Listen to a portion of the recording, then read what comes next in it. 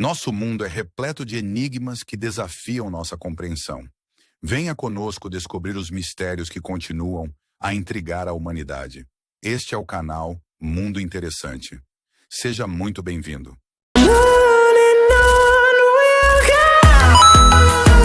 Atlântida. Tudo o que sabemos sobre a lendária civilização de Atlântida vem de algumas páginas de Timeu e Critias, dois dos famosos diálogos escritos pelo filósofo grego Platão. No século IV a.C., segundo Platão, Atlântida existiu 9.000 anos de seu próprio tempo. Um grande poder naval no Antigo Mundo, o reino da ilha utópica desapareceu misteriosamente no mar em um único dia. Através dos séculos, inúmeros escritores, historiadores, cientistas e exploradores têm debatido sobre o fato de Atlântida ter realmente existido, e, se de fato existiu, onde teria sido.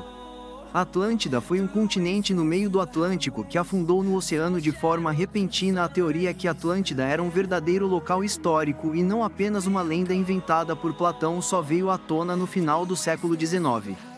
Em seu livro de 1882, Atlântida, o mundo antediluviano, o escritor Ignatius Donnelly afirmou que as conquistas do mundo antigo, como a metalurgia, a linguagem e a agricultura, provavelmente foram passadas por civilizações passadas e avançadas, já que os antigos não eram sofisticados o suficiente para desenvolver essas técnicas por conta própria. Supondo que o Oceano Atlântico estava a apenas algumas dezenas de metros de profundidade, Donnelly descreveu um continente inundado por águas moventes do oceano que afundou exatamente no local dito por Platão, no Oceano Atlântico, do lado de fora das colunas de Hércules, as duas rochas que marcam a entrada do Estreito de Gibraltar. Muito tempo depois da oceanografia moderna e um grande entendimento das placas tectônicas terem colocado questionamentos em sua tese, algumas pessoas ainda acreditam na teoria de Donnelly, principalmente devido à sua adesão à ideia de Platão que Atlântida está no meio do Atlântico. Pirâmides do Egito. As pirâmides foram construídas em um período em que florescia no Egito uma civilização rica e poderosa. Sua edificação começou no Antigo Império, por volta de 2686 a 2181 a.C., e perdurou até o século IV d.C., mas o auge das construções é registrado entre a terceira e a sexta dinastia, em torno do ano de 2325 a.C. Nesse período, o Egito vivia sob estabilidade política e prosperidade econômica.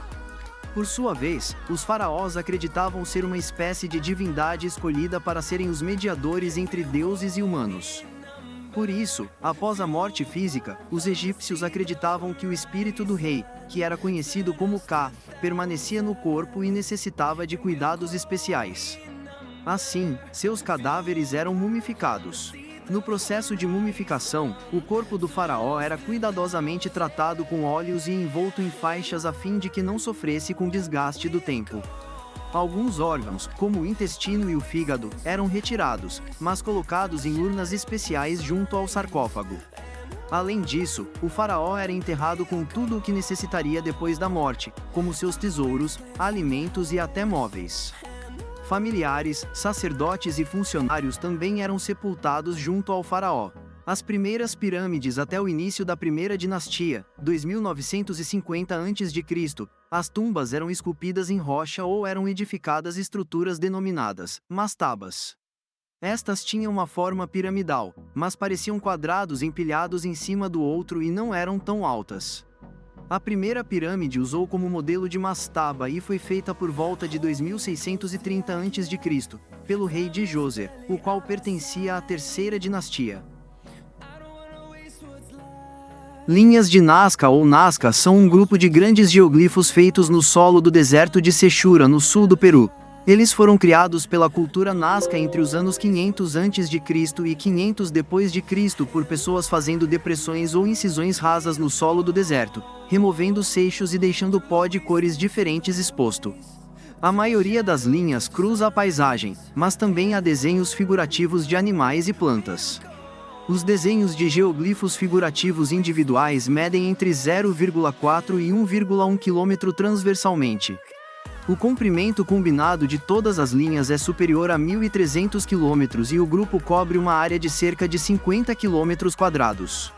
As linhas têm normalmente de 10 a 15 centímetros de profundidade. Elas foram feitas removendo a camada superior de seixos revestidos de óxido de ferro marrom avermelhado para revelar um subsolo amarelo acinzentado. A largura das linhas varia consideravelmente, mas mais da metade tem pouco mais de 1/3 do metro de largura. Em alguns lugares, podem ser apenas 30,5 centímetros de largura e em outros chegam a 1,8 metro de largura. Algumas das linhas formam formas que são melhor vistas do ar, tipo 500 metros, embora eles também sejam visíveis dos contrafortes e outros lugares altos. As formas são geralmente feitas de uma linha contínua. As maiores têm cerca de 370 metros de comprimento. Devido ao seu isolamento e ao clima seco, sem vento e estável do Planalto, as linhas foram preservadas naturalmente. Mudanças extremamente raras no clima podem alterar temporariamente os projetos gerais. Em 2012, as linhas teriam se deteriorado por causa do fluxo de invasores.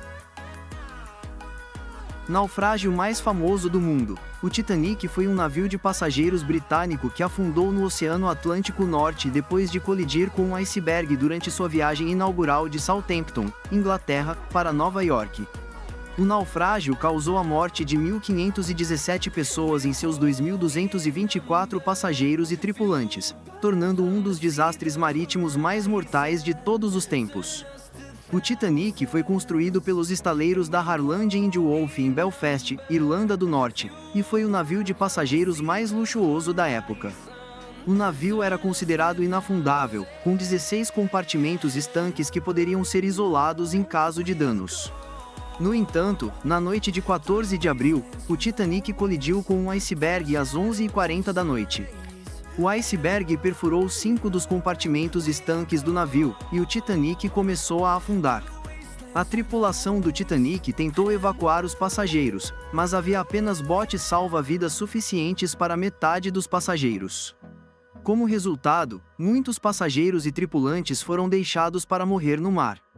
O Titanic afundou às 2h20 da manhã do dia 15 de abril. O navio deixou para trás 706 sobreviventes, que foram resgatados por outros navios. O naufrágio do Titanic foi um desastre que chocou o mundo. O desastre levou a uma série de mudanças nas regulamentações marítimas, incluindo o aumento do número de botes salva-vidas exigidos nos navios de passageiros. O Titanic continua a ser um dos navios mais famosos do mundo. O desastre foi imortalizado em livros, filmes, peças de teatro e outros meios. O Titanic é um lembrete da fragilidade da vida e da importância da segurança marítima. O que é um skinwalker? Amplamente conhecido na cultura navarros, essa criatura, conhecida também como troca-peles, é uma bruxa que se disfarça tomando forma de animais através da possessão ou mesmo transformação. Características físicas. Os skinwalkers, chamados Ieinaudilushi, em navarros, são seres malignos que podem se transformar em diferentes animais ou pessoas. Eles possuem a habilidade de se transformar em diversos animais, como lobos, coiotes, cervos, entre outros. Segundo as lendas, eles podem assumir a forma desses animais através de rituais e magia negra. Sendo assim, os skinwalkers são descritos como tendo o que eles chamam de olhos dramáticos e uma aparência assustadora, com movimentos rápidos e sobrenaturais. Habilidades. Eles são conhecidos como seres extremamente poderosos e perigosos, capazes de se transformar em animais e assumir a forma de outras pessoas. Essas habilidades incluem a capacidade de se transformar em qualquer animal que desejarem, como lobos, corujas, coiotes e outras espécies, como a gente já viu. No entanto, não é só isso, já que possuem habilidades como a capacidade de se mover rapidamente, curar ferimentos graves e controlar a mente das pessoas. Por fim, os skinwalkers também possuem habilidades mágicas, como a capacidade de recitar feitiços em combates e gerar magia, embora isso seja preciso de rituais ou fontes viáveis. Eles podem quebrar rochas e diamantes com apenas um soco, e em seu auge de poder mágico, podem usar livremente a magia sem precisar de rituais ou fontes. Vulnerabilidades. Esse personagem mitológico apresenta algumas fraquezas, já que pode ser derrotado se um navarros descobrir a verdadeira identidade da pessoa por trás da criatura e falar o seu nome completo. Além disso, os skinwalkers são afetados pela luz, evitando contato com ela.